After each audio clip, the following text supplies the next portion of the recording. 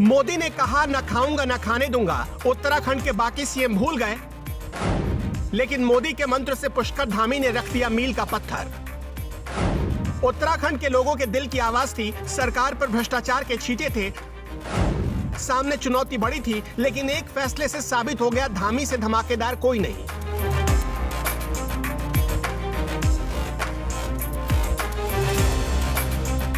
देवभूमि है, लेकिन दाग लगे थे घोटाले के, वो भी राजनीति के पवित्र मंदिर उत्तराखंड विधानसभा पर। किसी की बहन, किसी की पत्नी तो किसी के रिश्तेदार को नौकरी देकर आराम से बैठे हुए थे लोग। सरकार खजाने से सैलरी देती थी और घूमकर सैलरी नेताओं के रिश्तेदारों के घर पर पहुंच जा रही थी।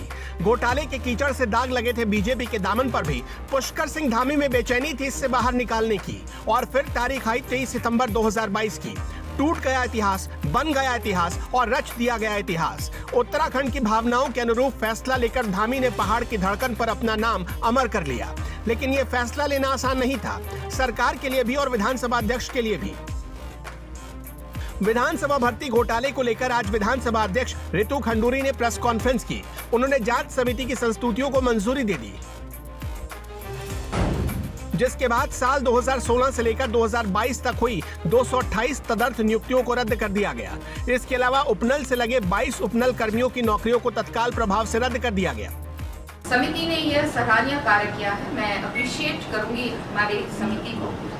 तीनों ने लगातार 20 दिन तक दिन रात मेहनत की है, शनिवार रविवार की भी उन्होंने परवाह नहीं की है, और साथ ही साथ अपने विधानसभा सचिवालय के जो मेरे अफसरान हैं उन्होंने उस समिति के साथ पूरी तरह से उनको कोऑपरेट किया है, उनके साथ रहे हैं, और जब भी कुछ भी कागजात उन्होंने मांगे हैं वो उन्होंने उन तक पहुँचाए हैं। समिति ने सराहनीय कार्य किया है और निर्धारित अवधि के पूर्व ही रिपोर्ट सौंप दी। समिति ने विधानसभा सचिवालय के रिकॉर्ड का परीक्षण करने पर यह पाया कि वर्ष 2016 तक, वर्ष 2020 तथा वर्ष 2021 में जो तदर्थ नियुक्तियां की गईं उनमें अनियमितताएं थीं तथा इन भर्तियों में विभिन्न पदों के लिए निर्धारित नियमों का पालन नहीं हुआ है।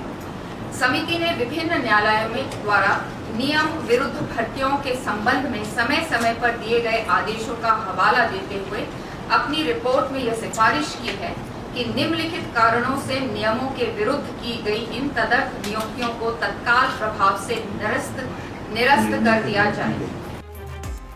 बीजेपी जीरो टॉलरेंस पर चलती है, इसलिए विधानसभा अध्यक्ष रितु खंडूरी बार बार जोर देकर ये बताने की कोशिश कर रही थी कि जांच समिति ने निर्धारित समय से पहले ही जांच पूरी करके रिकॉर्ड बनाया। बीजेपी की यही तो खूबसूरती है। रितु खंडूरी खुद एक महिला है, उनके इस फैसले से कई महिलाओं की नौकरी भी दांव पर लगी थी, उन्हें नौकरी से हाथ धोना पड़ा। ऐसा करते हुए रितु खंडूरी भी इमोशनल हो गई थी। हालांकि उनके इस एक्शन के बाद नौकरी से हाथ धोने वाले विधानसभा के कर्मचारियों में आंसुओं का सैलाब है।